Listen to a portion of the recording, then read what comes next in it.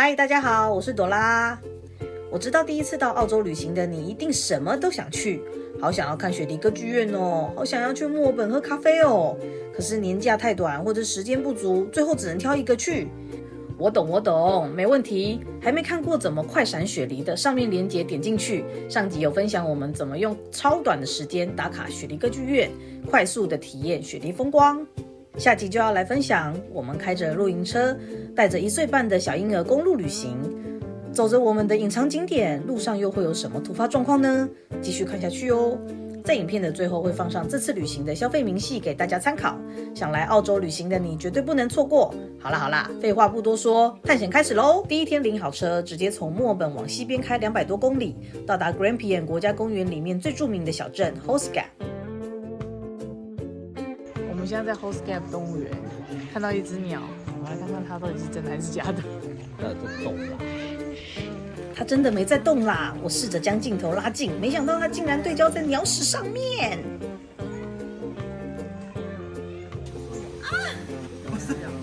好可爱哦！你看，好特别。Donkey， 有驴在这里。是哦，超软。真的耶。这里都可以喂食这些小动物。门口饲料3块钱1包。嗨，鹿。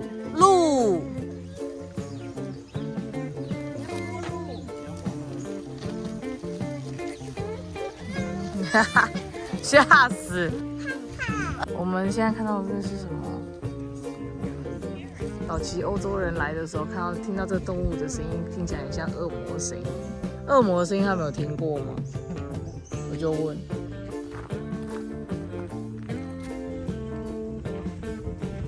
很饿。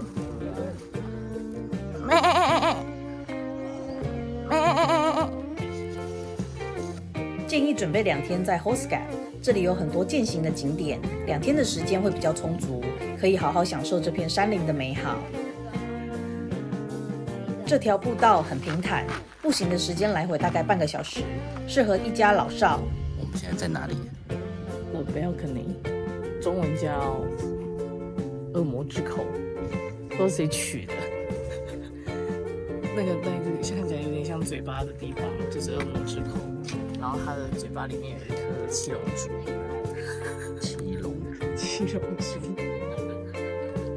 对，那这里就是 Grampian 的群山，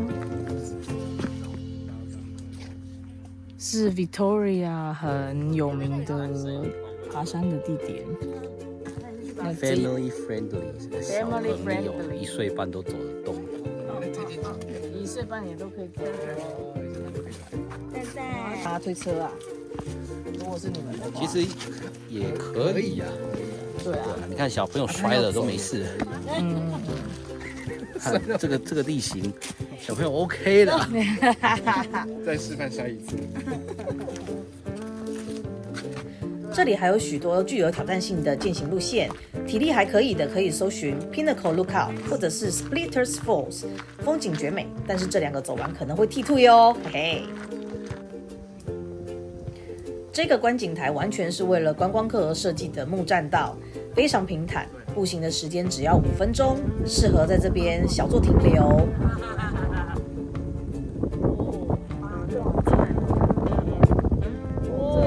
这很超光耶，就是很像 skydiving。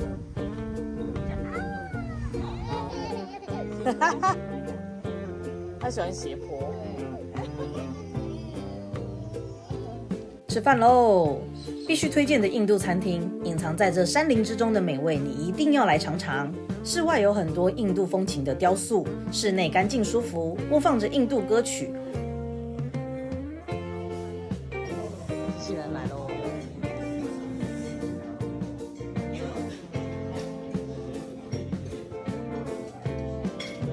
小心在你后面。我们点了经典的 butter chicken 跟 beef korma chicken tikka， 一定要吃的就是 Kashmiri rice， 是有 nuts 和葡萄干组合的印度饭。不可以少的印度饼 garlic naan， 绿色的是用菠菜做成的咖喱。Thank 我不知道它什么名字，哈哈哈。每一道都超级好吃，我每次来爬山都一定会来报道哦。Yeah, she want to ride it. Thank you very much. Thank you, bye. 这个是 Hostgate 的镇上，你没看错，现在我在马路边。可是呢，右边这块草地上面有一群袋鼠，它们正在乖巧的吃草。这不是哪一个人家里的农场，它就是一个 Hostgate 就像是 Victoria 的后花园，但很多游客到墨尔本玩的时候，很少会来到这里。其实这里是被低估的旅游胜地，是户外爱好者的天堂。格兰平国家公园拥有美丽的山脉、瀑布和无数的步道，非常适合健行和攀岩，还能看到袋鼠等各种野生动物。来这里不仅能享受大自然的壮丽景色，还能体验澳洲独特的生态。如果你热爱户外活动，一定要来这里看看哦。接下来往南边，我们会到波特兰。这里可是 Victoria 最早的欧洲人定居点。1834年由 Edward Henty 建立，当时是贸易和农业发展的重要港口。后来随着金矿热潮 ，Ballarat 跟 Bendigo 吸引更多的人，重心也逐渐转到墨尔本，波特兰就这样没落了。不过呢，波特兰的历史还是很值得一看哦。这里有很多的古老建筑，充满海洋文化的气氛。来到这里，推荐到有100年历史的 Max Hotel 用餐。这栋建筑很完整的被保留下来，适合拍照。墙上还有许多老照片可以对照哦，说着当年的故事，新旧融合的文化底蕴，在这里完整的呈现。别忘了在这边点一份道地的 grill steak， 风味十足啊！忘了说，这里可是无尾熊的大本营哎。散步的时候不妨抬头看看，可能会发现惊喜。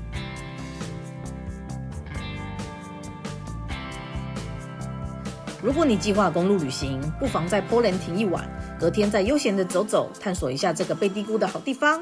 从 Poland 到大洋路，一路上就是这个风景，重复100遍。哇！大洋路这段海洋公路都是长这个样子，有看到 Lookout 都能停车下来看，专门为观光客设计的路线，非常的方便。如果要认真每个点看的话呢，可以玩一整天哦。我们挑了几个点给大家参考。这是 Bay of Martyrs， 这里有一个小步道可以走到沙滩，非常的有海味，海味很浓的地方。海带拳就在这边打，海带呀海带。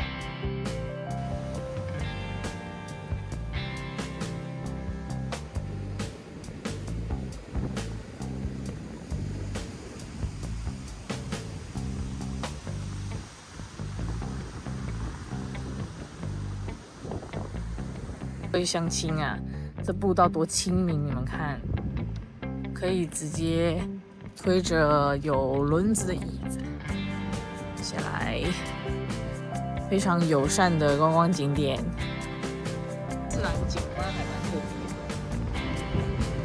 的。其实这样路还不错啊。这是 Grotto， 有一个天然的洞穴。那要走大概一小段阶梯就会到这个洞穴。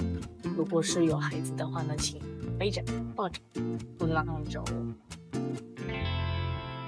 好像很适合拍完美照的地方。对，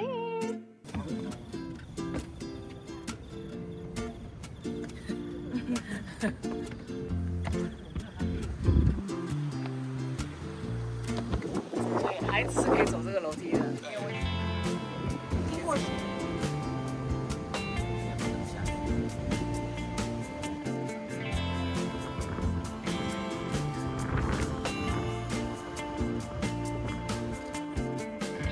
12门徒应该是大洋路必看的，所有的旅行团都会来，很像一个巨大的休息站，下来喝水尿尿啦。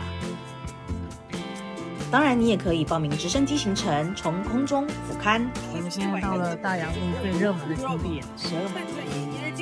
哦，超冷，超冷。拜拜。12门徒。逛完大洋路的朋友，这里有个 tips， 记得直接走回 Cole 接 A1 公路，这样开比较不累哦。然后再坐渡轮就能够跨海到 Mornington 半岛了，节省很多时间。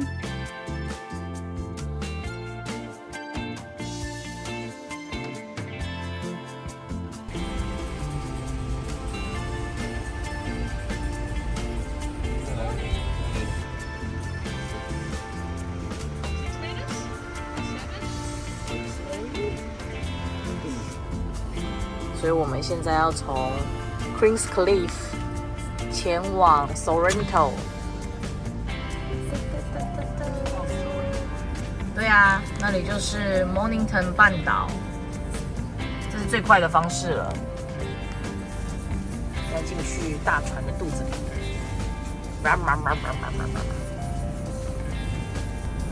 里面的人会指引你停哪边。就照着指示走就对了。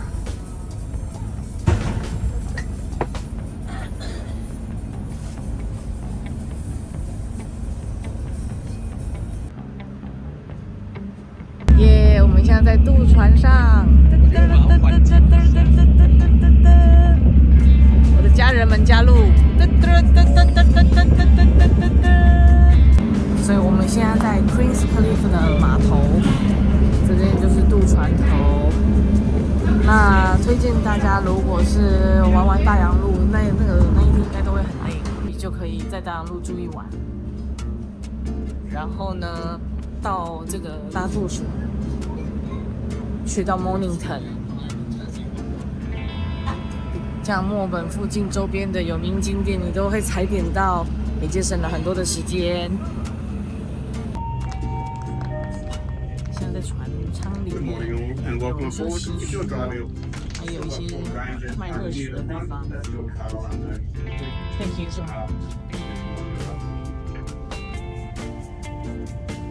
哦，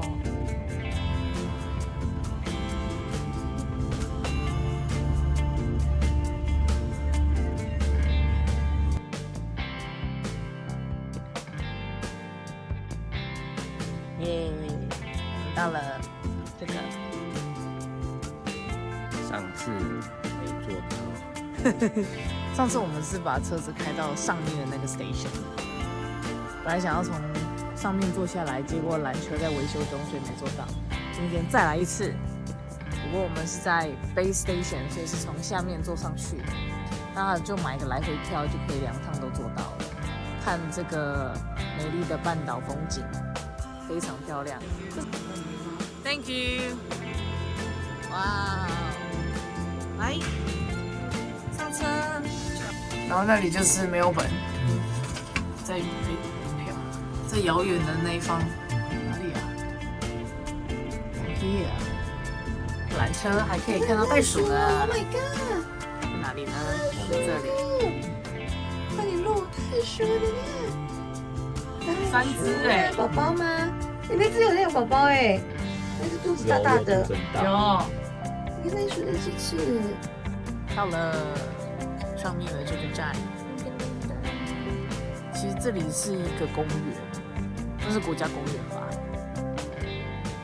所以呢，你不是坐缆车上来就很无聊就下去了没有？它这边还有很多的步道可以走，就是蛮适合那个半天来这边散散步，蛮好的。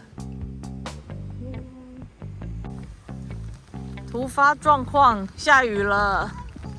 叮咚叮咚叮咚叮咚叮咚，哎，雨蛮大的耶！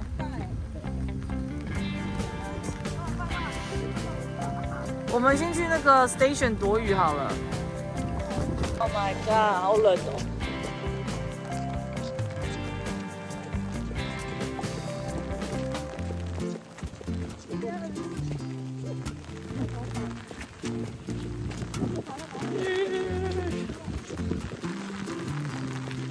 不能走了，我必须要躲雨！救命！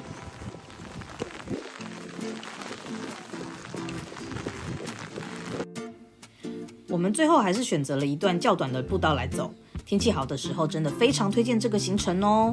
这次的时间不够，除了缆车之外，在 Mornington 半岛最广为人知的就是半岛温泉。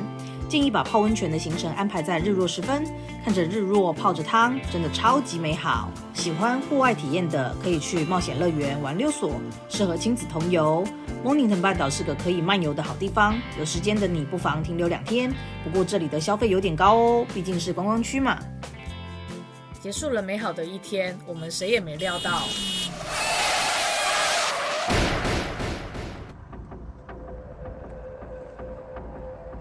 你小心哦。好。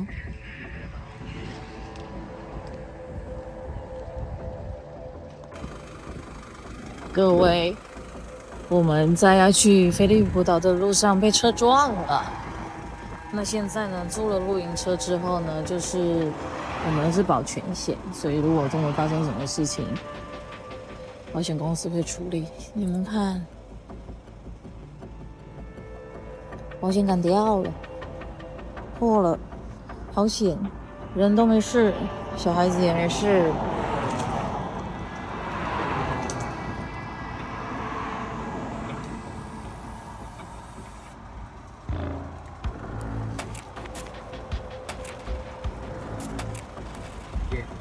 现在正在打电话去保险公司。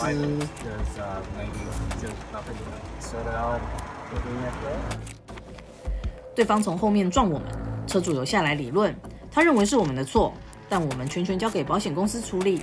在澳洲，只要没有人员伤亡，不需要叫警察，记下驾照资料跟彼此的保险公司就可以了。刚刚经历了一场车祸，外面也下起了大雨，大家都还余悸犹存。还好孩子睡着了，完全不知道发生什么事。我们很幸运能够平平安安。啊，雨过天晴了，跟我们的心情一样。保险公司问我们的状况还能开吗？我们只剩1天的行程就结束了，还能开就继续完成这次的旅行，剩下的事情不用管。这次的经验再次让我体会到保全险的重要性，不要省那一点小钱，真的来澳洲玩绝对要租全险，租车保全险哦。接着来到墨本周边另外一个必访景点菲利普岛。如果你跟我一样非常喜欢无尾熊这个可爱动物，那一定要来这个保育园区哦。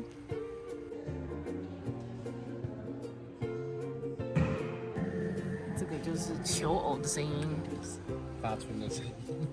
按。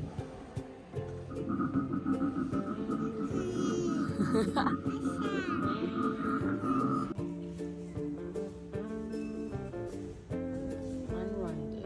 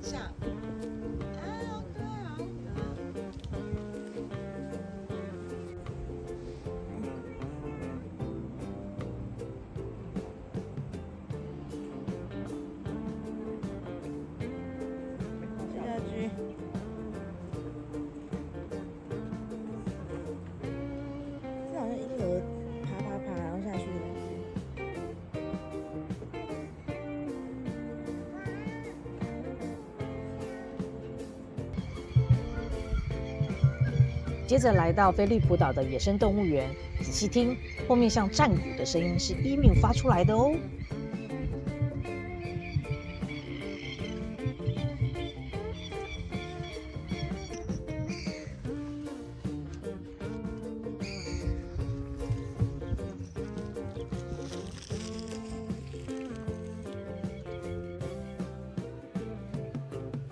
准备看企鹅归巢的人，可以先到这里看看海。每次的风都超大，屡试不爽。来墨本，这里就是要穿这样子的衣服，冷死了，狼狈极了。说说你有什么感觉？很冷，风又超大，我觉得好像一辈子都是冷到现在很想要跳到温泉里面，跳下去，不是这个温泉，跳下去洗。很像那个工厂排放的污水，白泡沫。来菲利普岛一定要看企鹅归巢，根据日落的时间不一样，回家的时间就不一样。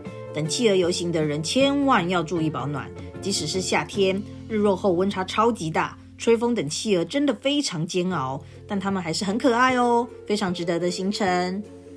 耶，我们最后一晚的露营地到了，来给大家看一下我们经过被攻击之后的车子，我们还是完成了我们的旅行，用这个 tab 封起来了，最棒的 driver， 对，最棒的 guy。然后呢，这个还 hold 着，我们现在就是到每一个地方都把这个螺丝拴紧，然后看明天撑到墨本，所以很幸运的我们都很平安很安全，棒棒。那露营的话，就是有时候可能会比较晚到你住的地方，那你就是要开始 setting 你的位置，装水装电。不过只要在天气寒冷的时候，你在你的露营车上面还有暖气还有电，就会觉得你非常的幸福。准备回程，回墨本还车喽。Hello， 我们现在在高速公路上面，保险杆整个掉下来了。最后一天的旅程只剩下3个小时，3个小时而已。Oh God！ 再次告诉大家，租车的时候一定要租全险，一定要保全险。买到最高。旁边这个车子车速有多快？速限100的地方，我们在这个路肩上面，多可怕！你看看，这个保险杆终于掉下来了，撑不住了。就我们现在是在高速公路。怎么啦？你这一集应该会很好看吧？这一集的那个剪出来要好好剪，要好好剪。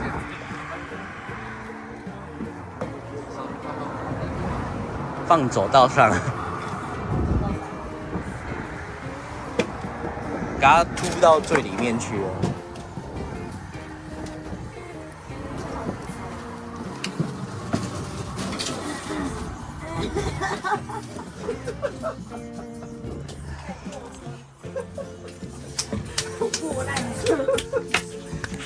太好笑了。终于进到 City 了 ，Hello Melbourne。大力推荐这里的越南面包，超级好吃。这家是这一排的越南面包店，我觉得最好吃的，推荐。你看这个价格，才10块，最贵是10块钱，超值。像物价上涨的年代，还可以买到10块钱的面包。蔬菜的种类都很多，很丰富，还会把它塞满。这个是 grilled chicken， 然后它里面是长这样，满满的料。然后我先来吃一口。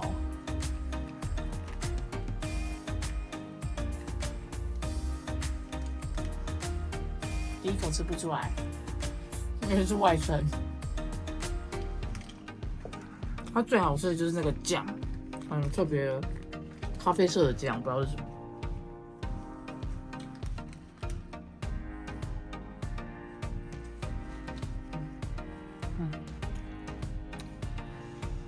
推荐大家一定要来越南区试一下。传说中很好吃的冰淇淋店就是从这条咖啡街，在 Flinders Street 对面走进来，这个好像看起来没有招牌的店，就是这个冰淇淋店。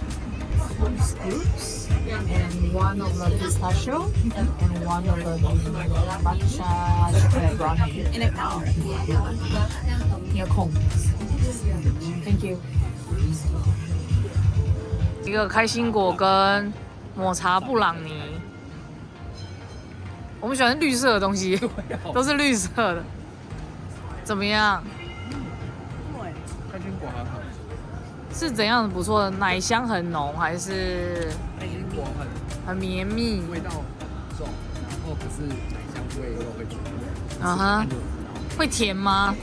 哎，可接受的。哦，不会那种很腻这样子。吃久了甜腻哦。我们这样分着吃刚好。OK。一个人吃一只会太腻。抹茶好吃，抹茶好吃哦。因为它没有很硬，布朗尼赞赞。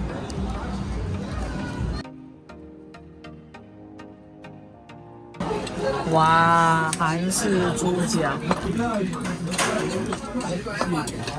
看小孩子的反应如何？啊，这间很好吃，价格合理，分量又大，去过很多次，很推荐。大家都会来打卡的州立图书馆，很像哈利波特的场景。皇家走廊保有了英式风格，可以来这边喝杯下午茶，气氛非常好。最著名的墨尔本市中心，非常有历史的街头，建筑物都保存得很好，每次来这里都感觉心灵富足。Yarra River 漫步在亚拉河畔，真的会有时间静止的感觉，超级舒服。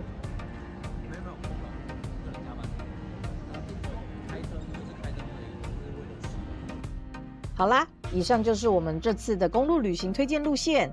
当然，澳洲很大，好玩的地方还很多。时间有限的情况之下，我认为照着这个路线走，你可以玩得很丰富，非常值得跟朋友说嘴呢。行程舒服但不随便，平均每天开车约2到3小时，钱都花在刀口上，非常经济实惠。还有很多细节没办法在影片中细讲，不然就要变成史诗级的长片，没有人要看了啦！这是在有带孩子的情况之下，新手爸妈主要的费用请参考。